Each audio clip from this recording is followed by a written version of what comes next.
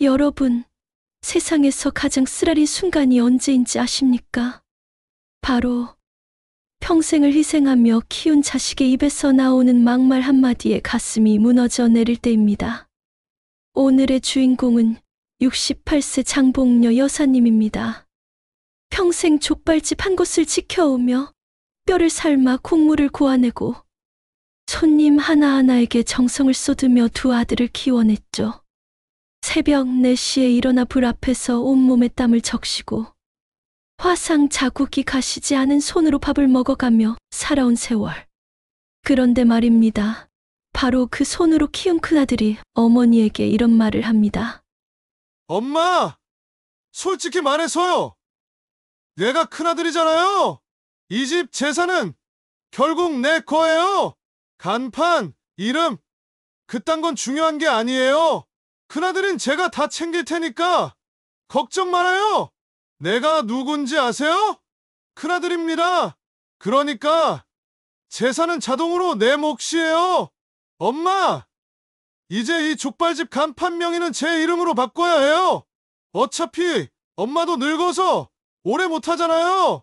간판에 제 이름이 있어야 은행 대출도 나오고 제가 이 집을 키울 수 있는 겁니다. 여러분, 어떠십니까?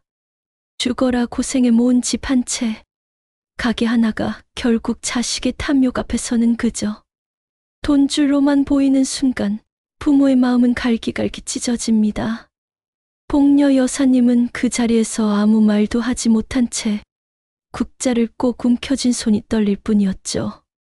하지만 여러분, 이야기는 여기서 끝나지 않습니다. 과연 우리 장봉녀 어머니 무슨 일이 있을까요?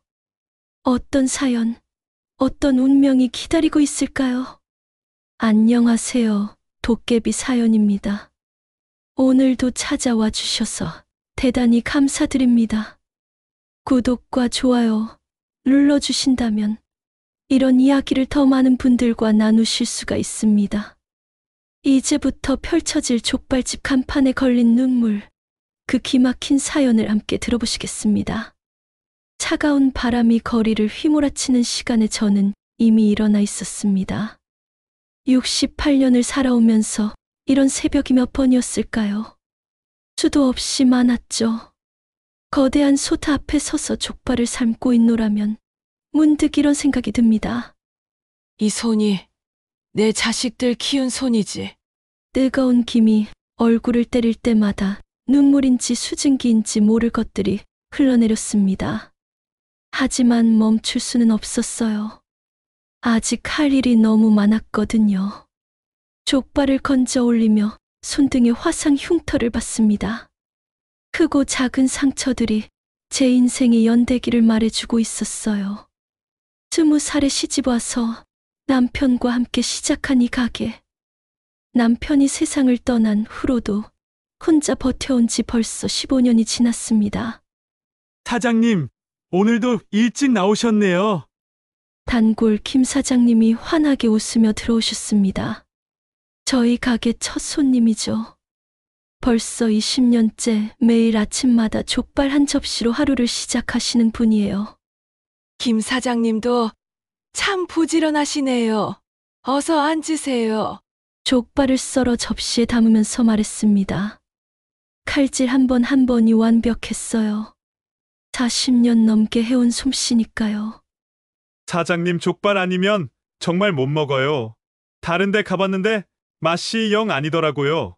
이런 말을 들을 때마다 가슴이 뭉클했습니다.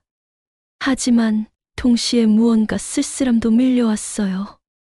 과연 언제까지 이 일을 할 수 있을까 하는 생각 때문이었죠. 점심시간이 되자 가게는 금세 북적였습니다. 회사원들, 동네 아주머니들, 학생들까지 모두들 제 족발을 찾아 온 사람들이었어요.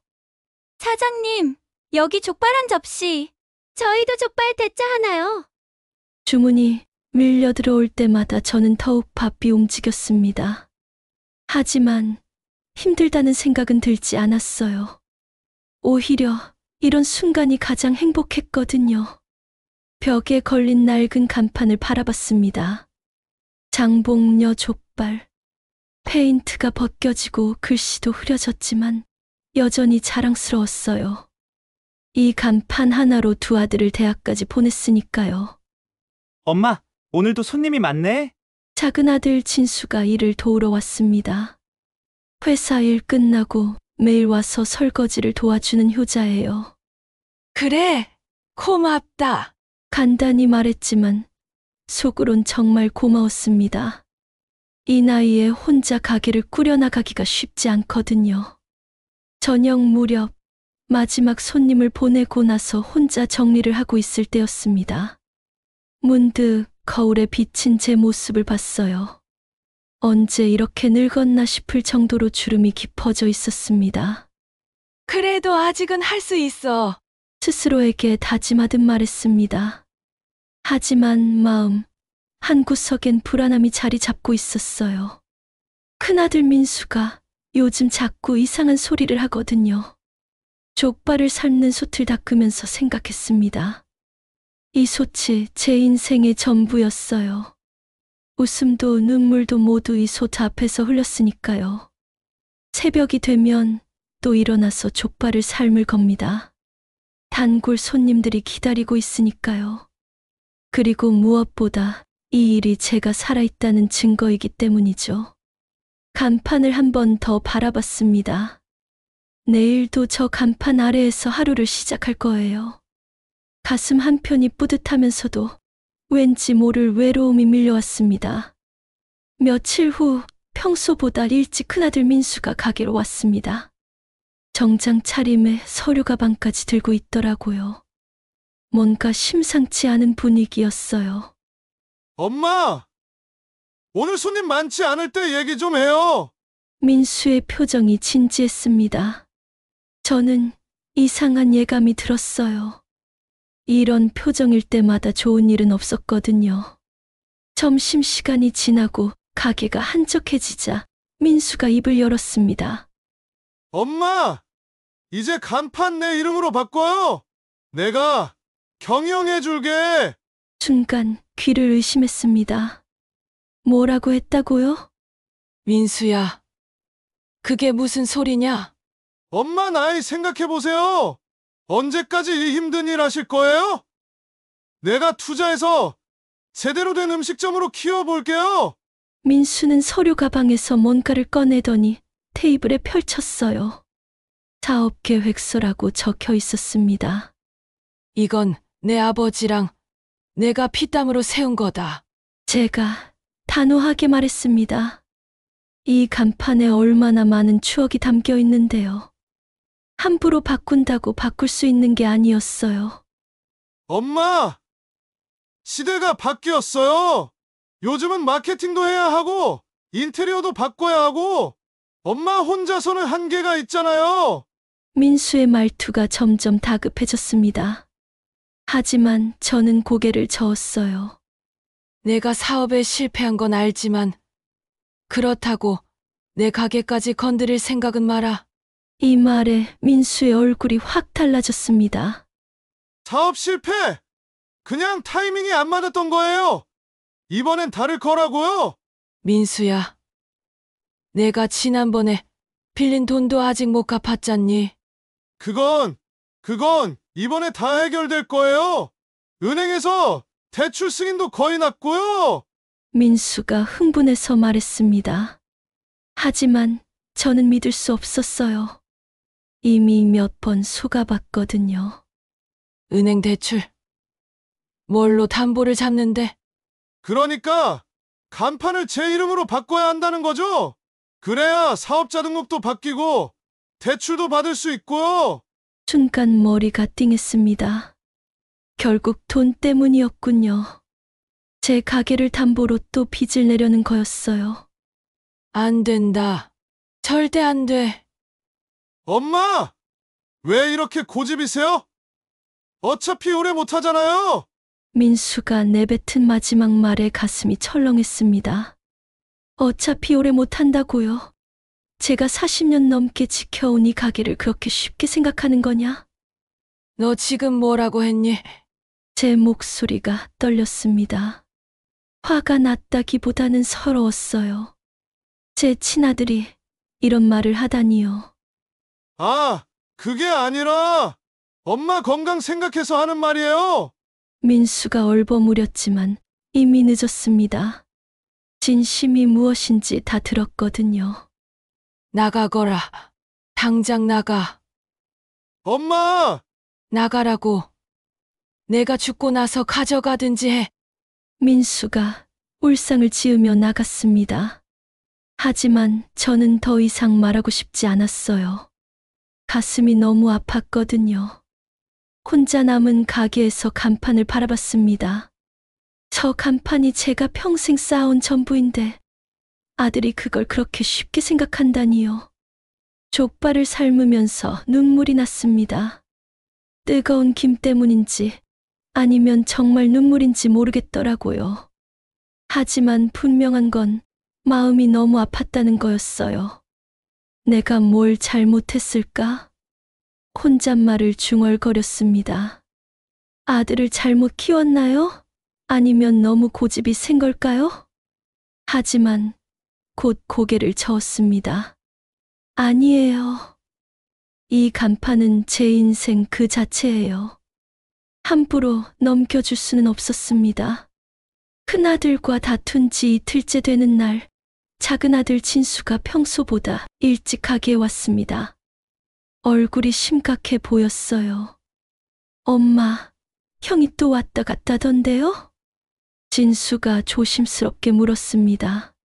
벌써 소문이 났나 봐요. 이 동네는 좁거든요. 그래. 왔었지. 대충 대답했지만 진수는 눈치가 빨랐습니다. 제 표정만 봐도 무슨 일인지 짐작하는 것 같았어요. 또 돈 때문이죠? 전곡을 찔린 기분이었습니다. 진수는 형과 달리 현실적이에요. 민수가 무슨 생각을 하고 있는지 뻔히 알고 있는 거죠. 설거지를 도우면서 진수가 제 손을 봤습니다. 며칠 전에 솥 가장자리에 대인 화상이 아직 아물지 않았거든요. 엄마, 또 다치셨네요. 진수의 목소리가 떨렸습니다. 그러더니 갑자기 눈시울이 빨개지는 거예요. 왜 우니? 이 정도야 뭐. 엄마는 항상 그래요. 다쳐도 괜찮다고. 아파도 괜찮다고. 정말 괜찮은 거예요? 진수가 눈물을 닦으며 말했습니다. 이 아이도 참 마음이 여린 녀석이에요. 진수야, 엄마는 괜찮다. 하지만 진수는 고개를 저었습니다. 괜찮을 리가 없어요. 매일 새벽 4시에 일어나서 밤 10시까지 일하시는데 주말도 없이. 맞는 말이었어요. 하지만 어쩔 수 없잖아요. 이 일이 제 전부인걸요. 엄마, 형이 뭐라고 했는지 몰라도 너무 신경 쓰지 마세요. 진수가 제 어깨를 조심스럽게 주무르며 말했습니다. 따뜻한 손길에 마음이 좀 누그러졌어요. 간판이 뭐가 중요해요? 엄마 건강이 먼저죠. 이 말을 들으니 잠시 미소가 지어졌습니다. 역시 진수는 다르네요. 이 아이는 진짜 제 마음을 아는 것 같아요. 고맙다. 진수야. 뭐려. 제가 더 도움이 되면 좋을 텐데. 진수가 미안해하는 모습이 안쓰러웠습니다. 이 아이는 자기 일도 바쁜데 매일 와서 도와주고 있거든요. 너만으로도 충분해. 정말 그랬어요. 진수가 있어서 제가 이 일을 계속할 수 있는 거니까요. 그런데 며칠 후 민수가 또 나타났습니다. 이번에는 부인까지 데리고 왔더라고요. 어머님, 이준이 아빠가 정말 진심이에요. 가게 키워서 어머님 편하게 해드리려고 하는 건데. 며느리까지 나서니까 더 기가 막혔습니다. 편하게 해준다고? 내 이름 빼고 나 몰라라 하는 게 편하게 해주는 거야? 그게 아니라 어머님 왜 그렇게 부정적으로만 생각하시나 몰라. 그때 진수가 퇴근하고 들어왔습니다. 형 부부가 있는 걸 보고 표정이 굳어지더라고요. 형, 또 왜 왔어요? 진수야, 너도 엄마한테 말해봐. 이 나이에 언제까지 이런 힘든 일 하시게 할 거야? 민수가 동생을 설득하려고 했지만 진수는 냉정했습니다. 엄마가 하고 싶어 하시는데 왜 막아? 그리고 형이 정말 엄마 걱정해서 하는 말 맞아? 뭐? 내가 왜? 은행 대출 받으려고 하는 거 아니야? 또 빚내려고? 진수의 직설적인 말에 민수가 당황했습니다. 역시 다 들키는군요. 진수야, 내가 뭘 안다고? 형, 사업 망한 거 다 알아. 내가 모를 줄 알고? 그런데 또 엄마 가게로 도박하려고 하는 거 누구 몰라요? 도박이라는 말에 제 가슴이 철렁했습니다. 맞아요. 민수가 하려는 게 바로 그거였어요. 마음이 너무 무거웠습니다. 큰아들의 압박은 점점 심해지고 작은아들은 제 걱정만 하고 이러다가 가족이 완전히 갈라지는 건 아닐까요? 일주일 후 제가 가장 두려워했던 일이 벌어졌습니다. 점심시간에 손님들이 가득한 가게에서 형제가 대판 싸우기 시작한 거예요. 형, 정말 그만해 미쳤어. 진수가 소리를 질렀습니다. 손님들이 모두 쳐다봤어요. 얼마나 창피했는지 몰라요. 뭘 그만해? 엄마 생각해서 하는 말인데. 민수도 지지 않고 맞받아쳤습니다. 목소리가 점점 커졌어요. 엄마 생각. 형 빚 때문에 엄마 가게 팔아먹으려는 거면서. 순간 가게가 조용해졌습니다. 손님들이 수군거리기 시작했어요. 야, 김진수야, 지금 뭐라고 했냐? 부인이 함부로 놀리지 말아라. 사실이잖아요. 간판을 형 이름으로 바꿔야 은행 대출이 나온다며. 진수의 말에 손님들이 웅성거렸습니다. 저는 얼굴이 화끈거렸어요. 이런 꼴을 보여주고 싶지 않았거든요. 그건 사업 확장을 위해서. 또 사업? 형 지난번에 치킨집 망했을 때도 같은 소리 했잖아. 민수의 얼굴이 빨개졌습니다. 과거 일을 들춰내니까 화가 난 거죠. 너 지금 나 무시하는 거야? 내가 형이야, 형! 형이면 뭘 해도 돼? 엄마한테 이런 짓 해도 되는 거냐고? 엄마 속상해하는 거 안 보이냐? 저는 족발 삶는 국자만 움켜쥐고 서 있었습니다. 손이 너무 떨려서 다른 건 할 수가 없었어요. 손님들이 하나둘 나가기 시작했습니다. 단골 김 사장님도 안쓰럽다는 표정으로 고개를 저으며 나가셨어요. 제 마음이 찢어지는 것 같았습니다. 엄마는 어떻게 생각해요? 민수가 갑자기 저를 향해 소리쳤습니다. 모든 시선이 제게 쏠렸어요. 그만들 해라. 겨우 입을 열었지만 목소리가 떨렸습니다. 엄마! 형이 또 엄마한테 뭐라고 했어요? 진수가 다가왔습니다. 제 떨리는 손을 봤나 봐요. 아무것도 안 했다. 하지만 속으로는 모든 게 무너지는 기분이었습니다. 40년 넘게 지켜온 이 가게에서 제 아들들이 싸우고 있다니요. 엄마! 이제 정말 결정하세요. 나한테 맡기실 거예요? 아니면 계속 이렇게 힘들게 하실 거예요? 민수가 마지막으로 저를 압박했습니다. 엄마는 억지로 하실 필요 없어요. 제가 있잖아요. 진수가 제 편에 섰습니다. 두 아들이 제게 선택을 강요하고 있었어요. 어떻게 선택해요? 둘 다 제 아들인데. 나는 말이 나오지 않았습니다. 가슴이 답답해서 숨이 막힐 것 같았어요. 그때 마지막 손님마저 나갔습니다.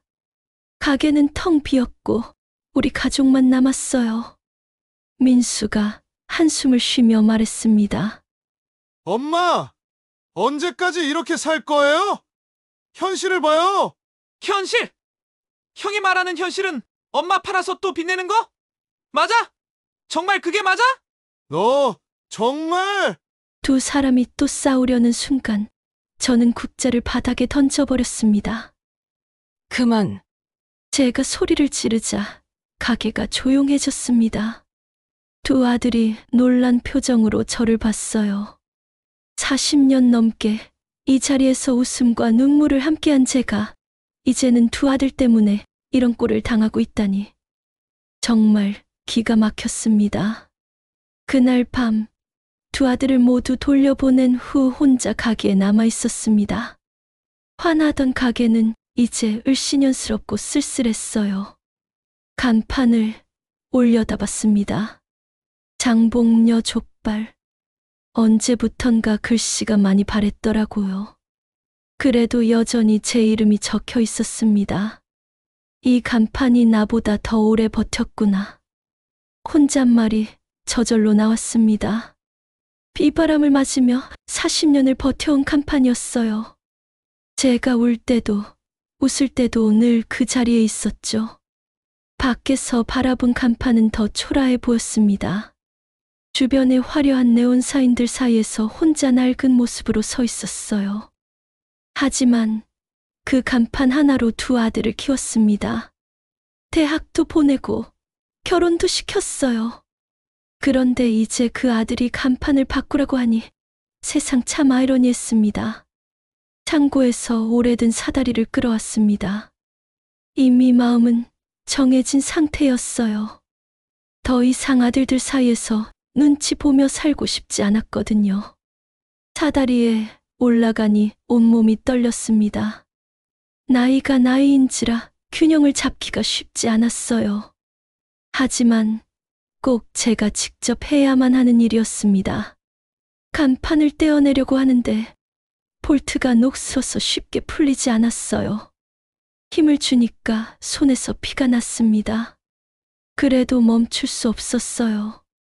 한 개씩 볼트를 풀 때마다 눈물이 났습니다. 40년의 추억이 한 조각씩 떨어져 나가는 기분이었거든요. 엄마! 갑자기 뒤에서 진수의 목소리가 들렸습니다. 회사에서 야근하고 온 모양이에요. 엄마! 뭐 하세요? 위험해요. 진수가 달려와서 사다리를 붙잡았습니다. 진수야, 엄마가 이제 포기하려고 한다. 왜요? 갑자기 왜 그러세요? 너희들 싸우는 걸 더 이상 볼 수가 없어서. 진수의 눈에서 눈물이 흘렀습니다. 엄마, 내려오세요. 같이 이야기해요. 사다리에서 내려와 진수와 마주 앉았습니다. 간판은 반쯤 떨어진 상태로 위태롭게 매달려 있었어요. 엄마, 제가 형을 말려볼게요. 절대 간판 넘기지 마세요. 진수야, 내 마음은 고맙지만 엄마도 이제 지쳤다. 정말 지쳤어요. 몸도 마음도 모든 게 지쳤습니다.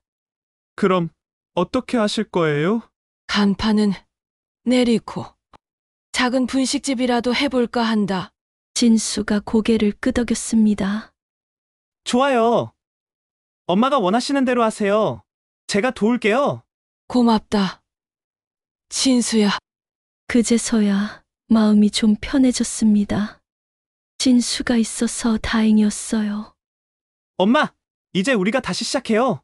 간판은 바뀌어도 엄마 마음은 그대로잖아요. 진수의 말에 눈물이 또 났습니다. 이 아이는 정말 제 마음을 잘 알아주네요. 떨어진 간판을 바라보며 생각했습니다. 끝이 아니라 새로운 시작이라고. 그래요. 다시 시작하면 되는 거예요. 새 간판에는 장봉녀 분식집이라는 글씨가 선명하게 적혀 있었어요. 진수가 직접 써준 글씨였습니다. 족발집보다 훨씬 작은 규모였지만 마음만은 가벼웠어요. 더 이상 아들들 눈치를 보지 않아도 되니까요. 첫날 오픈했을 때 단골 김 사장님이 제일 먼저 오셨습니다. 사장님, 이게 어떻게 된 일이에요? 새로 시작하게 됐어요. 김밥 한 줄 드릴까요? 그럼요. 사장님이 만든 거면 뭐든 맛있을 거 아니에요. 이런 말씀을 들으니 가슴이 뭉클했습니다. 역시 진짜 단골은 다르네요. 김밥을 싸면서 생각했어요. 족발 썰던 손으로 이제 김밥을 싸고 있다니. 신기했습니다. 와, 이 김밥 진짜 맛있다. 역시 사장님 솜씨. 김 사장님이 엄지척을 해주셨어요. 40년 음식 장사한 보람이 있었습니다. 오후가 되니 다른 단골분들도 하나둘 찾아오셨어요. 사장님, 족발집은 어떻게 된 거예요? 이제 분식집으로 바꿨어요. 떡볶이 한 접시 어떠세요? 좋죠. 사장님이 만든 떡볶이라면 맛없을 리가 없어요. 떡볶이를 끓이면서 미소가 지어졌습니다. 족발 삶던 솥에서 이제는 떡볶이를 끓이고 있었어요. 진짜 맛있어요. 여기가 우리 집 같아요. 한 손님이 말씀하시니까 가슴이 따뜻해졌습니다. 그래요. 집 같은 곳이면 됐어요. 저녁 무렵 진수가 퇴근하고 왔습니다. 엄마, 오늘 첫날 어땠어요? 응. 생각보다 괜찮았어. 정말 괜찮았어요. 몸도 덜 힘들고 마음도 편했거든요. 다행이네요. 엄마가 행복해 보여요. 진수의 말에 고개를 끄덕였습니다. 정말 오랜만에 행복했어요. 그런데 며칠 후 뜻밖에도 민수가 찾아왔습니다. 조금 어색해 보였어요. 엄마, 왜 왔니? 분식집 한다는 소리 들었어요. 그래. 이제 이거 해. 민수가 잠시 말이 없었습니다. 그러더니 조심스럽게 입을 열었어요. 엄마, 제가 너무 심했죠? 갑작스러운 사과에 놀랐습니다. 그래도 엄마가 원하는 대로 하시는 게 맞는 것 같아요. 인수야. 김밥 하나 주세요. 엄마가 만든 거 먹어본 지 오래됐네요. 제가 직접 김밥을 만들어 줬습니다. 민수가 한 입 빼어 물더니 눈물을 글썽였어요. 역시 엄마 손맛이에요. 이 한마디에 모든 게 용서됐습니다. 역시 제 아들이에요. 한 달 후 분식집은 동네 맛집으로 소문났습니다. 젊은 손님들도 많이 와서 여기 분식 진짜 맛있어요 라고 말해줬어요. 어느 날 저녁 정리를 하다가 구석에 조용히 놓여있는 옛 족발집 간판을 봤습니다. 이제는 추억이 된 간판이었어요. 하지만 후회는 없었습니다. 간판은 바뀌었지만 제 마음은 그대로였거든요. 간판은 바꿀 수 있어도 진심은 못 바꾼다. 혼잣말을 중얼거리며 웃었습니다. 새로운 시작이었지만 여전히 저는 장복녀였어요. 그리고 이곳은 여전히 제가 사랑하는 사람들을 위한 공간이었습니다. 진수가 설거지를 도우며 말했습니다. 엄마, 정말 잘하신 것 같아요. 고맙다. 진수야. 창밖으로 새 간판이 보였습니다. 장복녀 분식집. 작지만 따뜻한 빛을 내고 있었어요. 내일도 새벽에 일어나서 김밥을 쌀 겁니다. 단골 손님들이 기다리고 있으니까요. 그리고 무엇보다 이 일이 여전히 제가 살아있다는 증거이니까요. 결국 가족을 묶어주는 힘은 간판이 아닙니다. 또한 돈도 아닙니다. 간판은 바뀔 수 있고 돈은 흩날릴 수 있습니다. 하지만 부모와 자식 사이의 진심은 쉽게 바뀌지 않습니다. 어머니의 손등에 남은 화상 자국, 그 속에 깃든 희생은 아무리 화려한 간판 글씨로도 지워지지 않습니다. 큰아들은 간판을 욕심냈습니다. 간판만 바꾸면 세상 사람들이 인정해줄 거라 생각했죠. 돈을 움켜쥐면 형제들 위에 설 수 있다고 믿었죠. 하지만 정작 중요한 것은 그 간판과 돈을 지켜온 어머니의 마음이었습니다. 사람들은 종종 착각합니다. 부모가 가진 집, 땅, 가게, 돈이 자식의 몫으로 당연히 돌아올 거라 생각합니다. 그러나 부모가 진짜 바라는 것은 재산을 나눠주는 것이 아니라 마지막까지 내 자식이 내 마음을 알아주는 것입니다. 가족이란 간판처럼 누구 이름으로 걸려 있느냐가 중요한 것이 아닙니다. 돈처럼 누구 통장에 찍히느냐가 중요한 것도 아닙니다. 가족이란 힘들 때 서로를 잡아주고 쓰러질 때 일으켜 세우며 눈물 지을 때 함께 울어주는 그 마음입니다. 간판은 바꿀 수 있어도 진심은 못 바꿉니다. 돈은 흩날려도 사랑은 사라지지 않습니다. 오늘 이야기가 우리 모두에게 남긴 교훈은 단 하나입니다. 가족을 지키는 힘은 간판이 아니라 마음이고 돈이 아니라 사랑이라는 것.